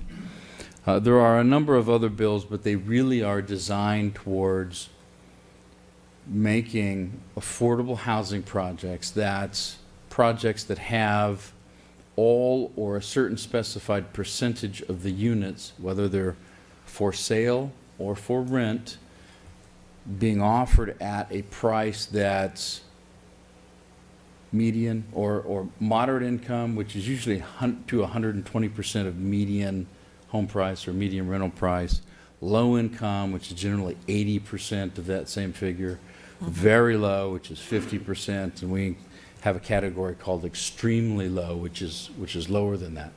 Your RENA allocation, which is your regional housing needs assessment, which you get from SCAG, which SCAG gets from the Department of Finance and HCD in a long 7-year cycle, requires you to plan for your RENA allocation being, at least in theory, being able to be built in your city. One of the laws now will prohibit the city from taking a site that was identified in your general plan under your housing element as being available for affordable housing and downzoning it very often that you want to switch zoning around in the city, and you've previously designated a specific property as being suitable in terms of physical constraints and zoning and area for an affordable housing project. And typically, sometimes a project will come along that's not an affordable housing project, and maybe you want to lower the density to allow that housing to go in. Now, you won't be able to do that unless you can actually meet and develop the units to satisfy your RENA obligation within 180 days. I don't know how any city can do that. It's not possible. There's no requirement that we fund development for affordable housing. But one of the last bill I'm going to mention is that you've all heard of inclusionary housing ordinances. When we had redevelopment law had a requirement that any private development project had to have a certain number of affordable housing units in it, or had to work out some kind of fee to be paid. When redevelopment went away, a number of cities switched to having that same type of ordinance. Hey, you're going to build in our city, whether it's a rental project or for sale project, you have to have a certain number of affordable housing units. And if you don't, you have to pay an in lieu fee, comes to the city, which the city will then use to fund or loan out for affordable housing projects. There have been a number of legal problems with that. It's gone up to the California Supreme Court on a number of cases. The law has been especially muddy with whether you can require inclusionary housing for multifamily apartment type units. There's one of the bills that's passed expressly allows cities to do that now. So that's another tool. There's a bill that talks about allowing cities to create sustainability districts. Another bill that allows you to create workforce housing opportunity zones. And of course, I just mentioned the affordable housing. So, whole lot. We are developing a package for all of our clients that tries to explain these and talks about what items we're going to have to go through and work with your planning department to identify. And of course, it will come into play as you go through your general plan amendment. So don't kill the messenger. Lots of great news from the state about additional things you get to do and find the money to pay for. That concludes my remarks. I apologize for the political editing there, but I've been a local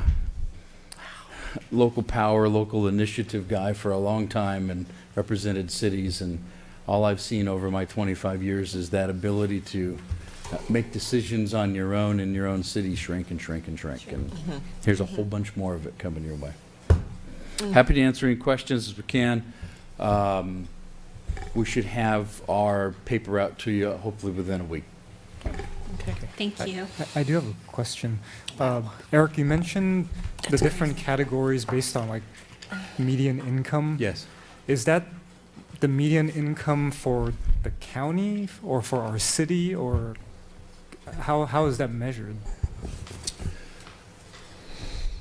The quick answer to your question is that it's going to be the median income either within your particular city or within the county, depending on what kind of program, funding program you're looking at.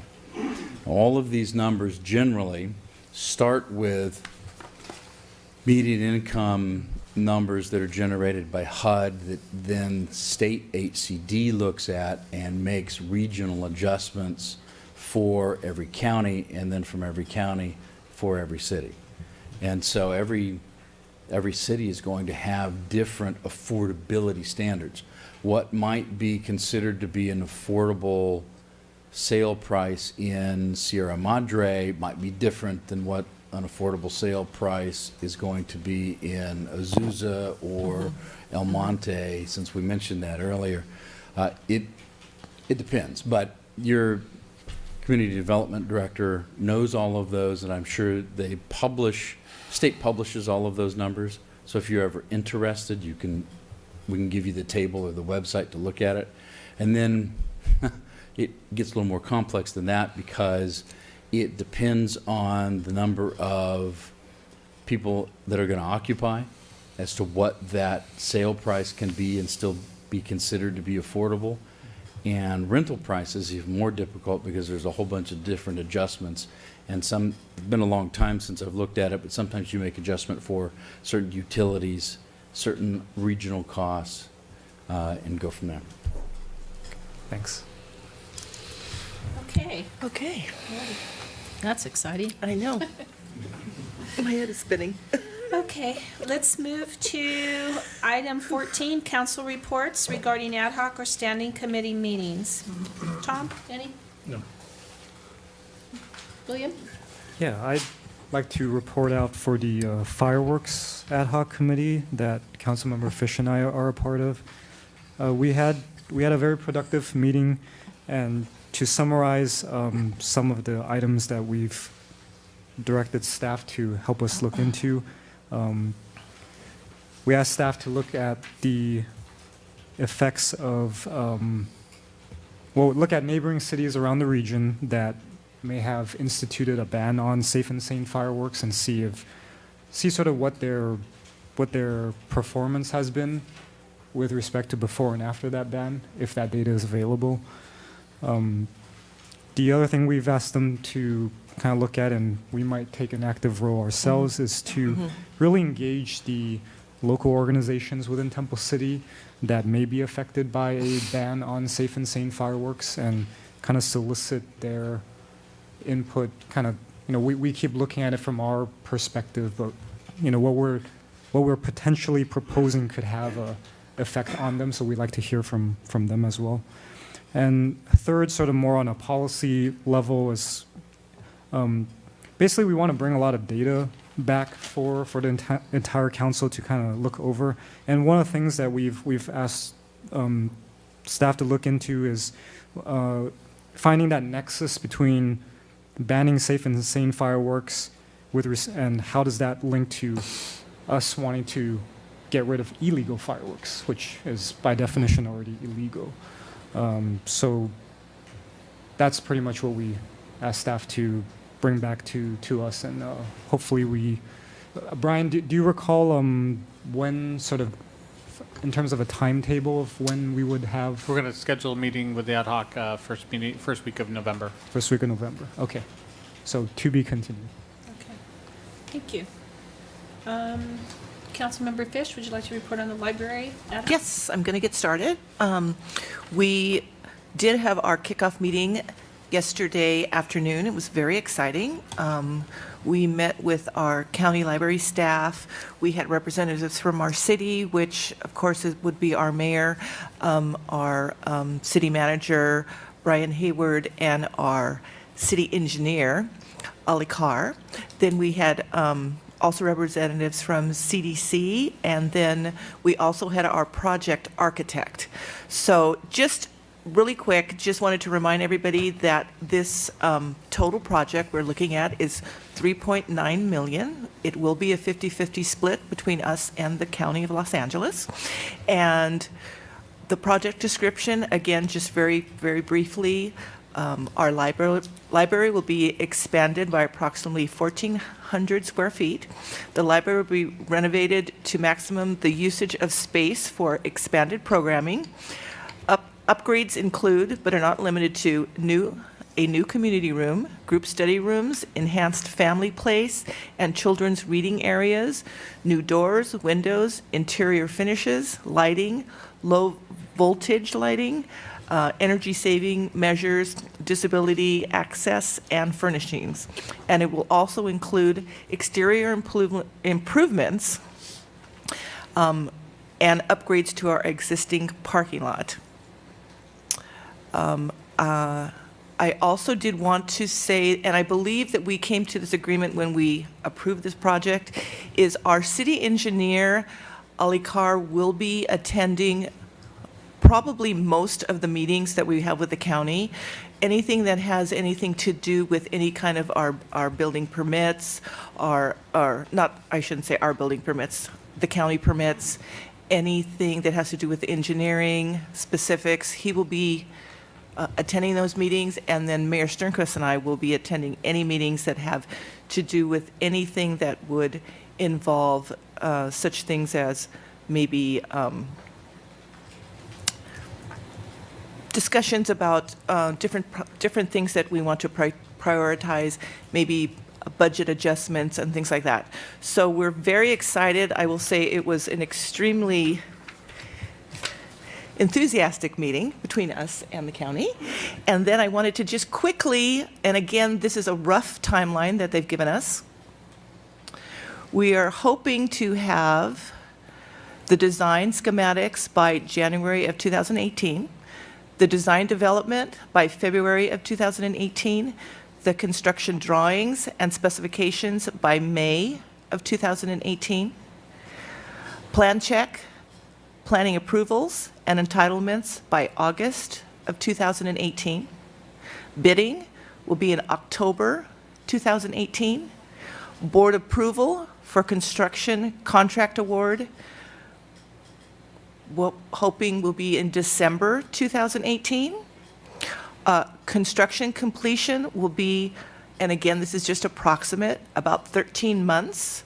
So we are planning, or they are planning to have their closeout by March of 2020 with a complete library move-in by June of 2020.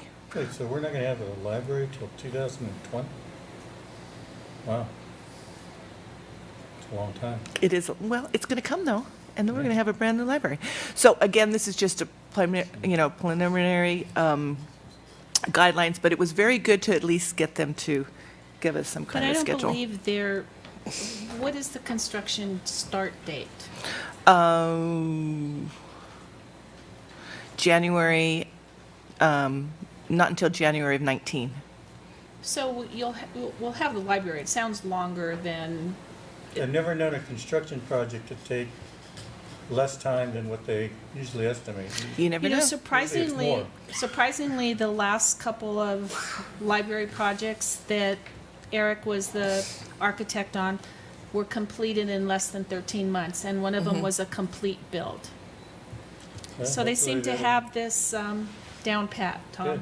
So Keep I'm our going to be fingers crossed. positive. Keep our fingers crossed. But it doesn't mean we'll be without a library. No, I know that. No, Yeah. absolutely. Just don't So- enjoy the new one until then. One of the things that I think was of the most interest, actually, besides all the technical issues, was the part about the children's library with the public art piece and the funding, because we actually had talked about it and we didn't know how they were going to feel about kind of letting us do what we liked. But surprisingly, they were very, very supportive of the fact that the city was raising funds for the public art piece in the children's section of the library, and basically gave the green light to say, if you raise the funds for the children's library, then we'll let the Library Commission for the county go ahead and use their 2.1% from the construction costs to do whatever public art piece they want to do, either inside the library or outside, which basically tells us that any fundraising that we do as a city will go directly to where we want to, and we're even able to pick the artists, which is amazing. So we can start looking at finding an artist to give some concepts. So Would that be a city process finding an artist, or is that working with the Art Commission of the county? the Art Commission for the county will not have any involvement in, which was. Very surprising. Surprise. Which we were very surprised. But they were elated that the city was willing to take this, and actually it was their suggestion to even throw out the word matching funds. And I heard it from across the room and said, "Did you just say match?" And then they all looked at the gentleman who said it. Who was that? He was from where? Well, we'll leave that. We'll leave that. Yeah, let's not put his name in there. But, Yeah. But anyway, so, but they were very much on board, and I think our, we've had some great contributions So to they date. have, they typically have 1% construction cost stage, so that's still in there. Yes, and And then- that will be done through the county, through Okay, their the Public Art Commission. Okay. So they will have total control over that. They said sometimes the public art could be in, maybe they pick we saw some unique colored glass Yeah. that actually enclosed one of the study rooms, and that was part of the public art that Have they you chose. talked to the art commission if they were there when you? No, they weren't there, and it was pretty interesting because everyone in the room from the county was in agreement that it's probably not the best option to go through the Public Arts Commission from the county. Really? Because they are as slow as snails. Well, it's funny, in other side conversation I have with the art commission, because I also deal with them on my own projects. Actually, they are very, very complimentary of Temple City that we have in public arts program. And they actually said that if your city ever needs help, they will be more than willing to help out. Oh, So, no. I mean, you all can think about that. No. The general consensus was let them do the 1%, Okay. or the 2.1%. Use your funding to do something phenomenal that we would all have input on. And The reason I say that is just that, I mean, the library is not a big place. Right. And if you have a piece of public art that they provided or they worked on and commissioned, and if we're doing something else, and I think that there should be some nexus between the architectural design and the pieces of artwork.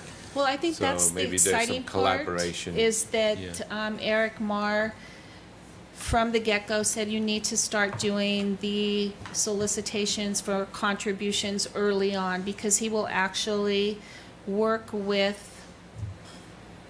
the CDC in designing something that will be complementary.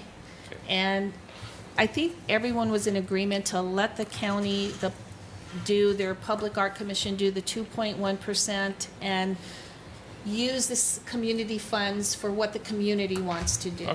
So I think it was probably, that was thrilling for us to sit there and listen to the county say you have total control over Wow. the funding that you're raising. We were So- very surprised. Yeah. So, and we're happy to let them, I think when the Public Arts Commission for the county sees the plans, and they are going to work together, I'm sure Eric and the County Public Arts Commission are going to make it complementary to each other. And of course, $21,000 doesn't go far. And that's the amount that the County Commission, Public Arts Commission will have. That's great to hear because, our last public discussion, one of the issues brought up was Exactly. how much control we have in terms of You developing can't be the more children's- surprised than we are. Yeah, so that's a It was big amazing. change. Yeah. So, It's great news. yeah, it really was. And so I think we're all on board. Brian, anything to add? Do you want to talk about the lead at all? No, two of your colleagues will be familiar with some of because one of them deals with it every day. But there'll be some steps along the way as well in terms of some of the county requirements and in terms of renovations of buildings, and the CDC and the county library will work through that as well. At your next meeting, you will have something that did stem from your discussions and the discussion we had about the fundraising, that there will be a side letter that we will have. I don't feel comfortable signing off on that by myself, but we will put that before you, and just it's consistent with the direction you had asked for when you gave the authorization to move forward with fundraising. And they were amenable to that last night, and we're actually drafting that for them and for the CDC to sign off too. Okay. Any other ad hoc or standing committee meeting reports? No? Okay. Reimbursement of expenses, there are none. We're going to recess to our successor agency, to the Temple City Community Redevelopment Agency meeting. I think we missed item 15. Did I? What was it? Council item separate. I don't have a 15. Can I use yours? Where'd it go? Down here. Oh, it's, there it is. Okay, so item 15, council items separate from the others. The agenda. Tom, you have something? No. Councilmember Fish? Just wanted to thank Donna Georgina and her team on a very informative and very complete, I believe, senior master plan. I know they've worked very hard. I know it's been hours and hours of meetings and surveys, and I just want to know I appreciate it, and I really, truly believe that our seniors are in good hands with that committee, so thank you to them. Okay, Councilmember Yu? Nothing there. Thank you.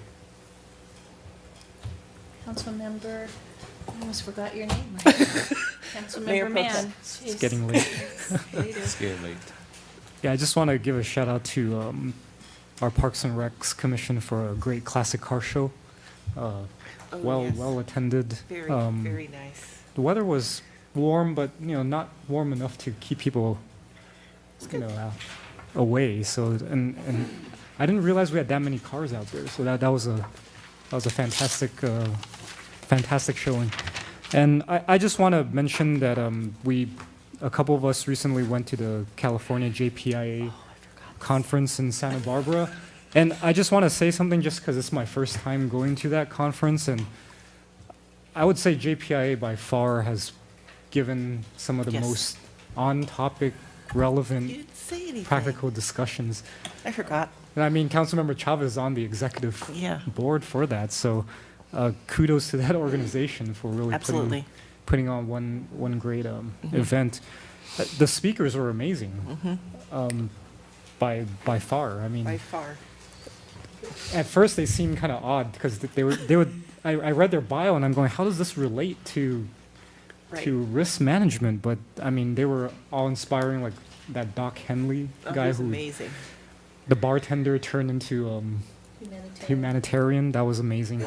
And then that lady who's a futurist. I thought that was very relevant because she talked a lot about the ideas that are relevant to sort of our planning. And really, I thought it was on point because we're going through that general plan update. And then I actually talked with her briefly afterwards, and I said, hey, but we're doing something at Temple City, and we're calling it, Temple City 2050. And she's like, oh, that's great. You guys are looking out way out ahead. And so she was very supportive of that. And I just thought it was very relevant, very practical, and I learned a lot from it. What I thought was interesting about the futurist lady is she said that when your doctor's offices call or leave you messages when they come on and they say this call may be recorded for training purposes, that's actually to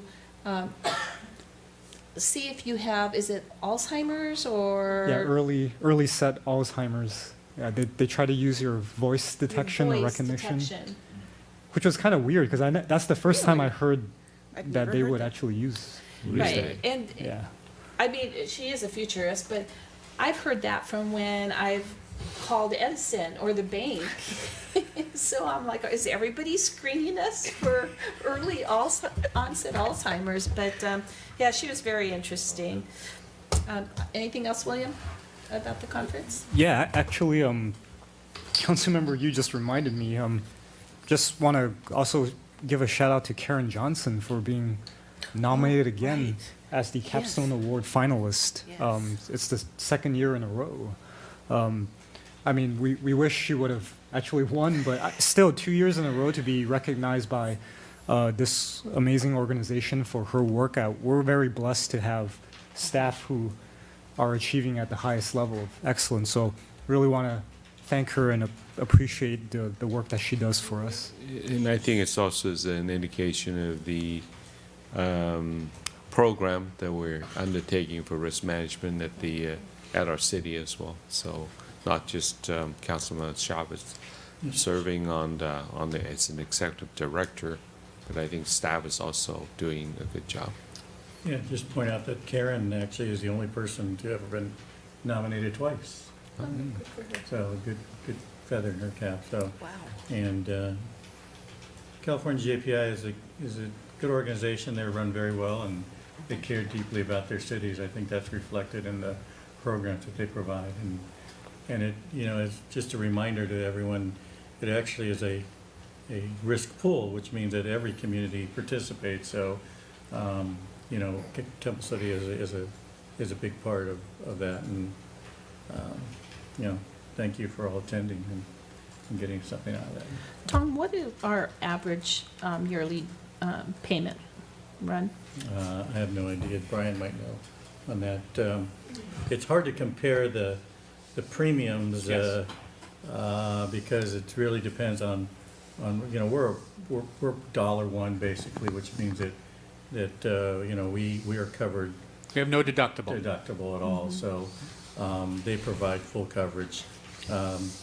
California JPI does provide other opportunities, other self-retention type policies for other cities who want to handle some of their claims. But one of the things that they generally do, one of the things we do on the executive committee level, of course, is to look at the premiums. Just like any other risk management, including insurance companies, they're based on claims and other things as well. But they do fluctuate. But one of the things that we like to keep in mind is to keep those premiums down as much as we can. But you know, it sometimes goes up, sometimes goes down. Has it gone down? We've actually stayed pretty stable compared to last year, but we provide, not to go into too much detail, earthquake, cybercrime, property insurance, workers' compensation, general liability insurance, which has stayed pretty level comprehensively for about the last 2 years. But that, I mean, as Councilmember Chavez is saying, that's driven by claims. But that's, you know, several $100,000 we spend for that. But that's the insurance component too, and it's first dollar. So we don't do what typically other cities have to do, is essentially reserve more money and pay for a premium for insurance coverage. We pay for it all up front, and yes, you always pay in insurance. There's no free lunch, but you pay for it down the line. So it's not. I'll just give you a quick example. We spent close to $300,000 a year for workers' compensation insurance in another agency I worked for, and then we'd have to reserve another $1 million to care for all past claims and what would be the accrued claims that are going forward. So there's nothing that's cheap about any of these programs at all, but in terms of its consistency and its cost, it's been very predictable and not too steep, and the pool tries to manage that very well. So I have no idea of what that amount is, even what we pay, or the last 2 years. Comprehensively, a little over $400,000 for all of those things combined. Okay. Which seems not that much when realistically you can have one claim settlement for $200,000. Yeah. Oh, in a heartbeat, it can happen very quickly. Right. And keep in mind, I think that one of the attractions, I guess, for the JPI versus others is that they tend to focus more on education and trying to prevent things, and that's reflected in what we do here in the city, I think, and in all the conferences that we attend. And they actually come to the city, I think, and give seminars as well, I think. And, yep. And how many members in our JPIA? We have about 120 or 100, somewhere around So the 120. more members we have, the less the cost. So Tom, go out and get some more cities. Hey, I'm always It's gotta be the talking right to members. people, All right. Anybody else? Just one thing I want to share with you.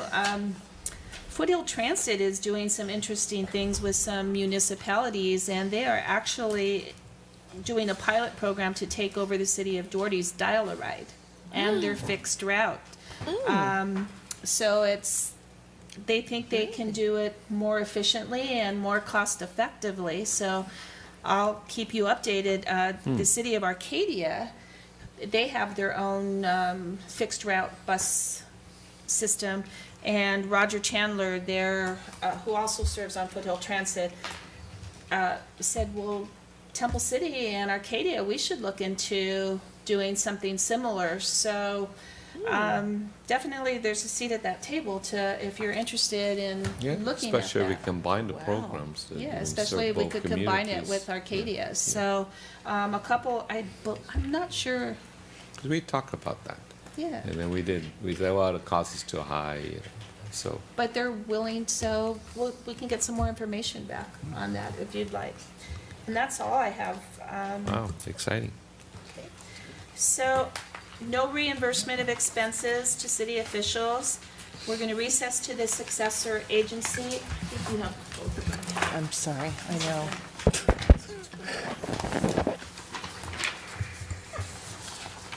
Okay, we're going to call the meeting of October 17th, successor agency to the Temple City Community Redevelopment Agency to order. May we have the roll call, please?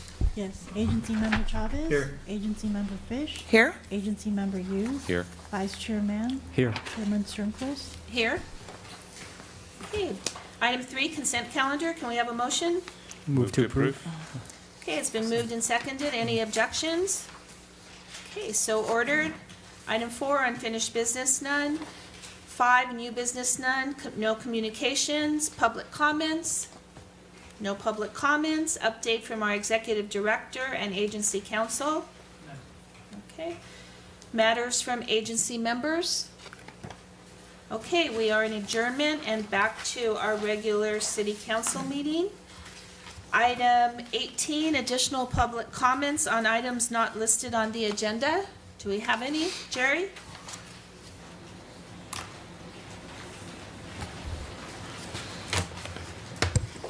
Good evening, Mayor Sternquist, Mayor Pro Tem Mann, and council members. Jerry Jambazian. Way to go, Dodgers, 6-1. They won. Hey, I taped the game. I'm just kidding. Oh, sorry. But I have 3 things on my mind, and I know that council can't answer them tonight, but I would like to get some answers eventually. And that's the housing and retail project on Temple City Boulevard, if it's still going to happen and when it's going to begin. And number 2 is the curb painting. When is that going to begin? And number 3 is the entrance sign at the east end of Temple City. What is the status on that? So I know you can't speak to that tonight, but somewhere down the line, maybe at a council meeting, you could give a report, since these were items that were previously discussed. Thank you. Brian, you'll do those next meeting? Okay. Thank you, Jerry. Anyone else? Okay. We are in adjournment. All right, thank you. Good job.